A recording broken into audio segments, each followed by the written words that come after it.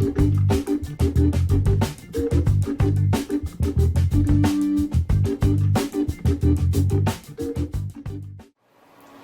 Man Cavians, this is Bob from the Bob's N-Scale Man Cave. This is part 7 of how to build a floating shelf model railroad. In this episode we'll be putting down some scenery in the yard. I'm going to be putting some cork sheet down in between the tracks, cutting it to the width as close as I can anyway, and then gluing it down with some glue. The easiest way that I figured that I wanted to do this was to lay some cork in between the tracks. So the tracks are laid right down on the foam, and I'm just raising up the in-between areas between the rails with the cork. And then from there I'm going to put whatever ground foliage and ground dirt and glue that kind of stuff down to it as I go. In some areas I'll probably be putting some ballast down. Depends on what area of the track that I'm going to be modeling. But I want to get that down, get this panel stuff glued down, and then I can go from there. So let's go take a look and see how I'm going to do that. This cork comes in a long, wide piece, about 3 feet long. Lay it out where you want it to be laid, and using a razor knife you measure out, make a little mark where the edges are, and puncture through the cork as you go through it, and just make some marks. Don't cut all the way through it, just get the measurements of where the cork's going to be laid. Then take your cork off and take it over to a straight edge if it's going to be straight, and start cutting the straight edges and into the little marks that you have. You can use a marker if you want to mark where your slits were, however you want to do it. Bottom line is make it fit. Make it fit in the space between your rails, or actually between the ties of the track. Once you have your cork cut to size, I'm using premium tight bond to wood glue. It dries up pretty fast and it adheres to the foam surprisingly well. Well enough for what we need anyway, and it should scrape right up if you need to ever pull it up. So once you have your cork cut to size, lay it out near or alongside where you want it glued. So fit it in place, make sure it fits where you want it to, and when you have all your pieces laid out like I kind of do here already, then you can start slowly going piece by piece and gluing it down. And start laying down a bead of glue. Don't need a thick bead, just need a narrow bead of glue. If you have narrow strips of cork to glue down, put a wider group of glue down if you have a wide piece, and maybe spread it out a little bit more, because what you're going to do is basically spread it out so it covers the whole bottom of the cork surface. So what I do is I just took a little crafting stick of some sort and kind of just spread it out, make it fill in the area around where the cork is going to be laying. A little extra glue, but it's all good. It'll adhere to the cork pretty well and spread out.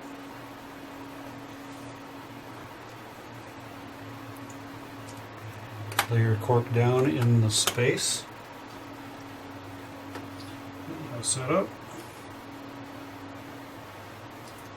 Make sure it fits into the same place, butted up against any other pieces that you had set out already.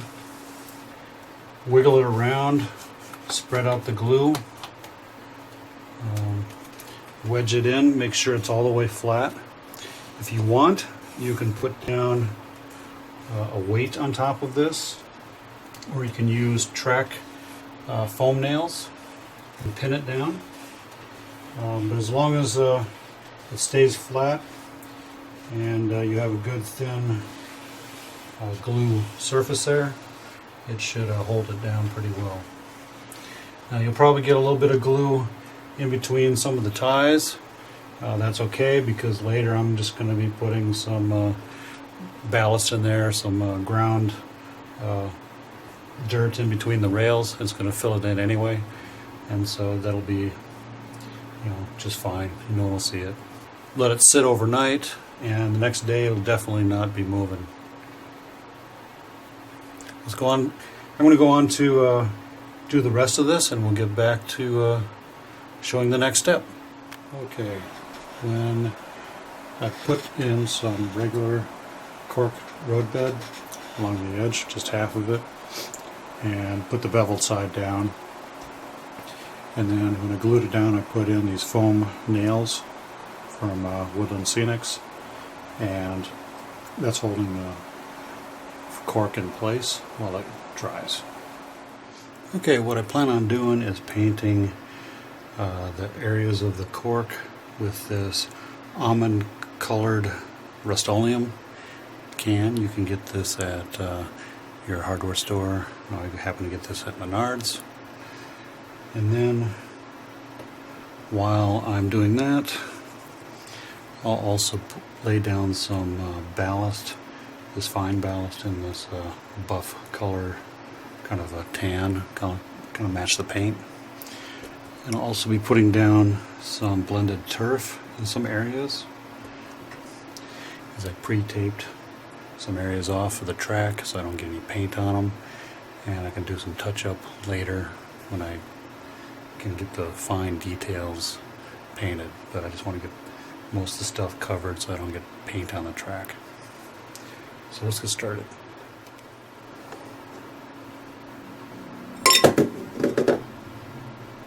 Oops.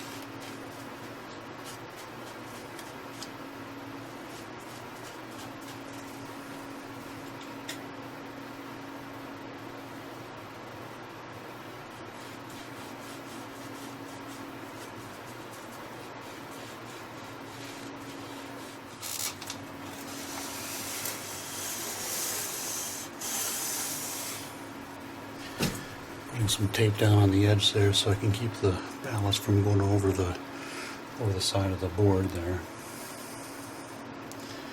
And I'm going to put down some blended turf first.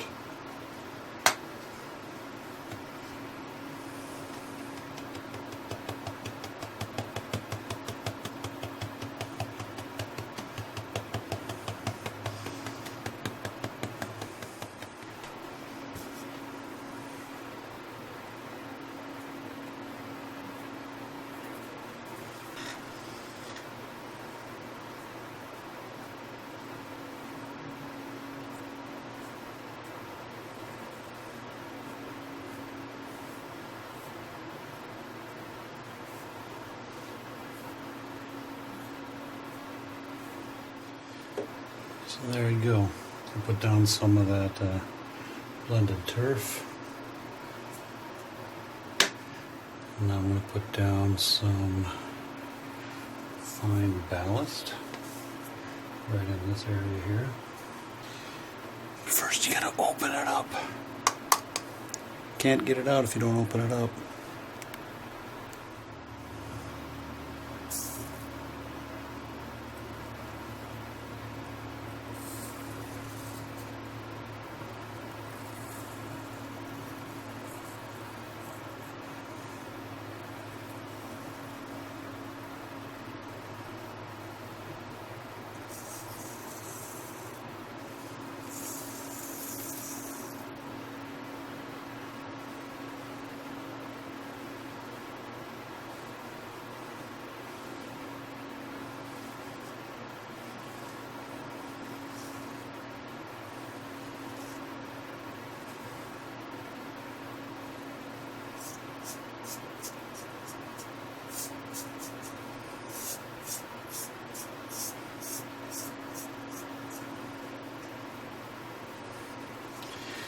So there you go. Put down some wet paint, put some ballast on there and some blended turf, and just going to let that dry for a while, and then go over it with some watered down glue. It should fill in the sand colored look to it in all the cracks, and kind of fill in between the cork and the track, and kind of raise it all up and kind of make it look like it's solid all the way across, except for the rails just kind of sticking up. Later on, I'll probably go and put some fine ballast, the gray blend, over the top of it on the tracks, and then right along all the sides of it will be kind of a mix of color in there. And eventually go in there and put some foliage in there, some grasses and stuff like that in certain areas, and make it look like it's more realistic. Okay, on this side of the yard, I decided to go with a darker earth color. It's actually nutmeg from Rust-Oleum. A tiny can goes a long way. And as you can see, it looks pretty good as a base. And I'm going to put, this will be more of a grassy area than more of a sand, so it's going to have a lot more foliage and other stuff, so it's more of a darker area of the world, so to speak. I'm also going to paint some gray along the edges, right along the edges here, and back over here in the corner and over this side. That'll kind of resemble cement streets and stuff, because there's going to be some buildings, and then from there I can put the buildings on it, put them wherever I want, put down the streets, if there's anything, some roads, and go from there. Okay, after I put some paint down, I also put some of this ballast and blended turf in there. It's not complete yet. I can probably put down some more. I might put some different colors down in there, but as you can see, I put down some of the fine ballast, the buff color from Woodland Scenics, in between those two sets of tracks, and I just brushed it on there on the wet paint. You gotta be fast though. This paint dries pretty fast, and so some of it's going to stick to it, some of it's not. So, I'm going to have to brush some off to another area, glue it down, whatever. But just lay it down, smooth it all out. Make sure you don't get it too much into the ties, and it should start looking more realistic. And then when it gets down to a point, I'll put down the real ballast and add some consistent color to it. I'm going to use a 50-50 mixture of Woodland Scenic cement and water, and the water's there to reduce the mixture, basically spread it out a little bit so it doesn't clump up in where places you don't need to, and it just needs to evenly flow out onto your ground or wherever you're putting the scenic product on. In this case, some blended turf.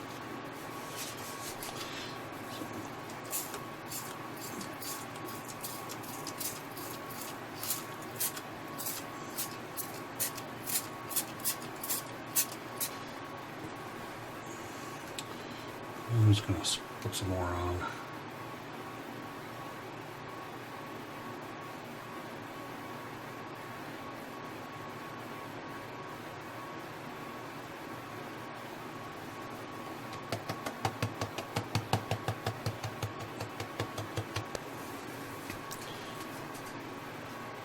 And that's all there is to it. You can choose to put tape over the top of your track if you're still running trains on it. later on you're probably going to do the same process with the watered down glue and some ballast, putting that right over the track anyway, so you'll have to scrape that off with probably a bright boy or some other cleaning abrasive, and it'll just clean the glue right off and you won't have any disconnections between the rail and your trains. Now the next thing you can do is you can put down some trees anywhere you want, and then whatever else you want to put on there. You want to put down animals and some people, maybe some vehicles, or you're going to put down buildings later on certain areas. Make sure you model how you want to model. That's the end of part 7, how to build a floating shelf railroad. And scenery is something that is different for everybody, and so up to this point I have only done how to build the actual shelving, put the track down, the electrical and so forth. And scenery is such a wide, diverse subject that I can't cover every aspect of scenery, but I put down some paint to give you a base for the ground color of the certain areas that I'm trying to model, and then I put down some grass and some ballast in between the tracks, and just to give it more of a ground look to it, and even it all out, get rid of all the pink foam color that's there. Some things that you probably could also do is use an eyedropper and maybe even a syringe or something that has a more even flow of liquid glue down on your cover instead of spraying it out. Spraying just basically kind of throws the other grass and stuff around and clumps it all up, and it may not be exactly how you want it to look. So try some different things. I'm going to try using a syringe and get in those special areas so I don't get glue everywhere. I don't like cleaning it up if I don't have to, so I'll get in those areas where I know I need to get specific, and I can lay stuff down a little bit easier that way. Using a spoon, maybe even something to spread out the material with. A lot of different things happened with this railroad, and that was some areas that were challenging, let's just say. One of the things I have not done yet is put down fascia on the side of the railroad, because I'm really not quite done or ready for fascia. That is going to be a little difficult, but not too difficult, because I didn't really plan for it. And now if you need to plan your railroad and how things are going to go together, sometimes if you've never done it before, you just don't quite think that process out all the way through.